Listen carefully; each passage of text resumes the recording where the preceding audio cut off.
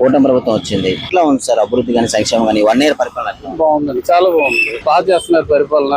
కంపెనీలే తీసుకురావడం ఏంటి, డెవలప్మెంట్, తల్లి వందలు అన్ని ఇస్తున్నారు. పథకాలన్నీ అమలు చేస్తున్నారు. వాటిలో అయితే గత పరిపాలనతో పోలిస్తే మార్పు ఏమైనా కనబడుతుందా? చాలా ఉందండి. గత ప్రభుత్వం చాలా అవినీతి ఎక్కువైపోయిందండి. బాగా అవినీతి కళ్ళ ముందు కనిపిస్తుంది. మద్యం అని, మద్యం స్కామ్ అని, భూకంపం, మన విశాఖపట్నంలోని కలెక్టర్ ఆఫీసులని, పాలిటెక్నిక్ అని, జిల్లా పరిషత్ అండి, ఇవన్నీ తాకట్లు పెట్టేసారు. తెలియదే ఉందండి. జగన్మోహన్ రెడ్డి మళ్ళీ నేనే వచ్చేస్తాను, రప్రభలు ఆడిస్తాను, తలలు తీసేస్తాను, ఇలాంటి మాటలన్నీ ప్రలాపిస్తున్నారు. దీని మీద ఏమంటారు? నాయకుడు అన్నప్పుడు ప్రజలకి చేరువలో ఉండాలండి. కాకపోతే కాస్త కోస్త 11 సీట్లు ఇచ్చారు. అందులో ఒక ఎమ్మెల్యే ఆయన వెళ్ళి అసెంబ్లీకి వెళ్ళి తప్పులుంటే నిలదీయాలి.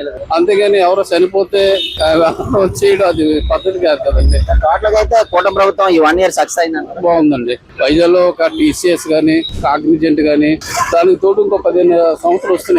అలాగే రాష్ట్రంలో కూడా పెట్టుబడులు పెట్టే కంపెనీలు కూడా వస్తున్నాయి. నమ్మకం అయితే నమ్మకం ఉందండి. పోలవరం కాస్త వర్క్ అవుతుంది, అమరావతి వర్క్ అవుతుంది, బిల్డింగ్లన్నీ.